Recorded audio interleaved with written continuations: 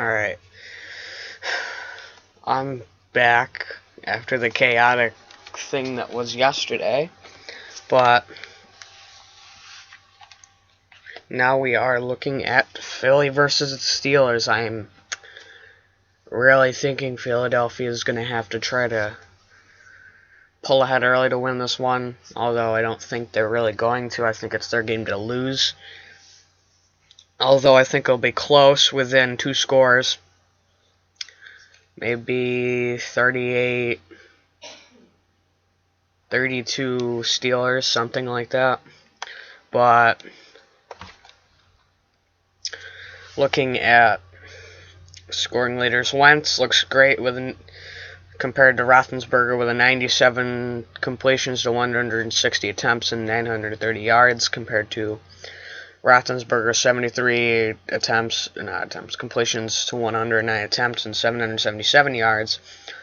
But Wentz turned over the ball a lot more with 7 picks compared to Ben Roethlisberger's 1. And Big Ben has more touchdowns compared to Wentz with 7-4. So,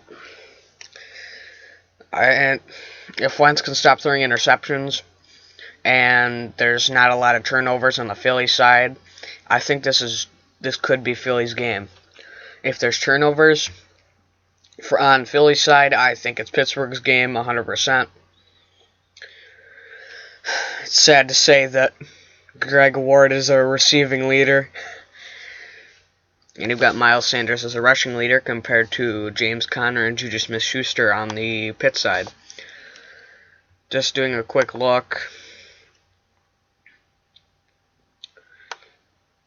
I really think Philadelphia has to get ahead early, limit turnovers, and then on the defensive side bring pressure to win this game.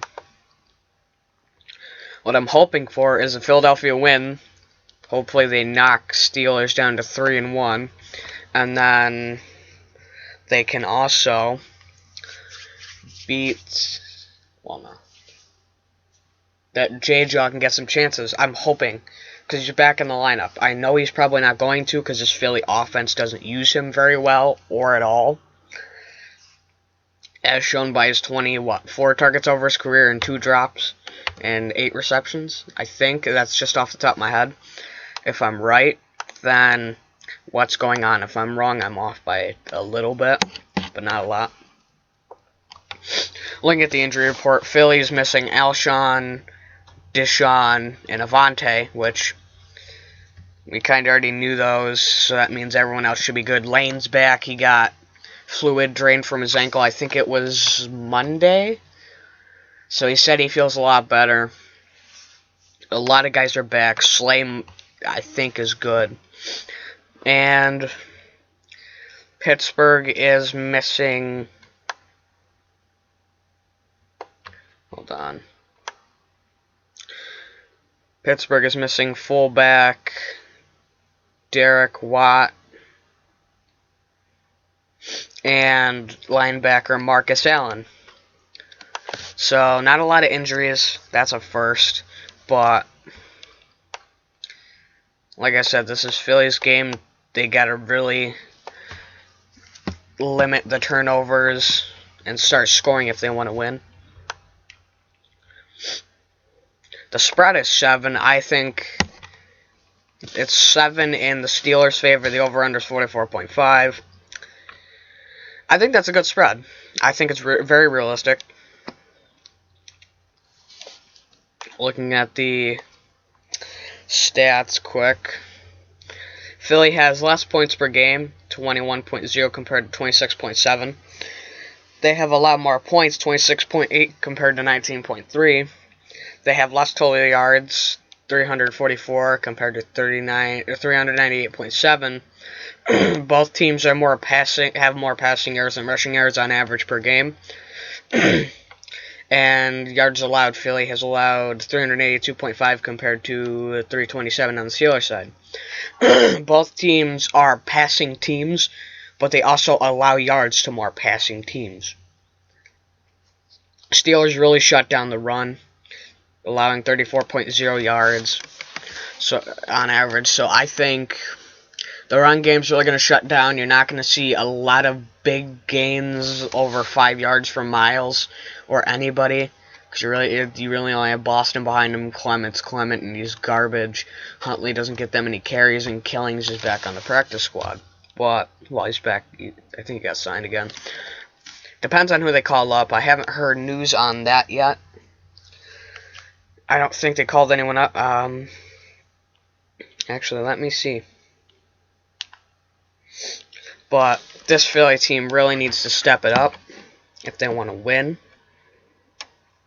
I think it's possible, that 100% possible they can step up, and they do step up. But it really depends, can they do it? Especially with a couple of these guys coming back they didn't have last week. On both sides of the ball. I hope they can do it, but I'm really not sure.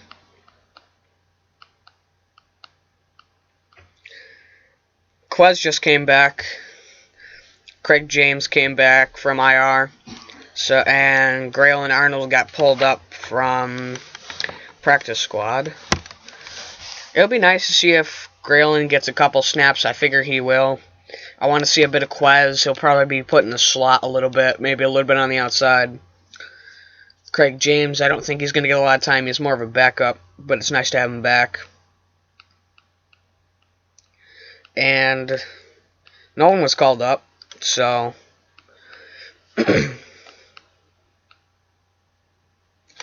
I will say I would watch J-Jaw. I mean, he was full practice, but that hamstring... No, it wasn't the hamstring. Calf, my bad. I think that's the same calf that bothered him last season. I'm not sure. Probably. I'm hoping he can get over that and come in and start at least get a little bit of separation. Because, like I tell people, he's not a receiver that's going to get a lot of separation. He's more of a just you heave it up to a spot where he may have a bit of separation, and you know he can get there and get it, which he's got the height over most corners. So hopefully that works for him, and he can get open tonight. Games in Pittsburgh, from what I'm getting from the AccuWeather, it's going to be 66. It's going to be cloudy. So hopefully this team can overcome Pittsburgh to go 2-2-1 and lead the division. But who knows?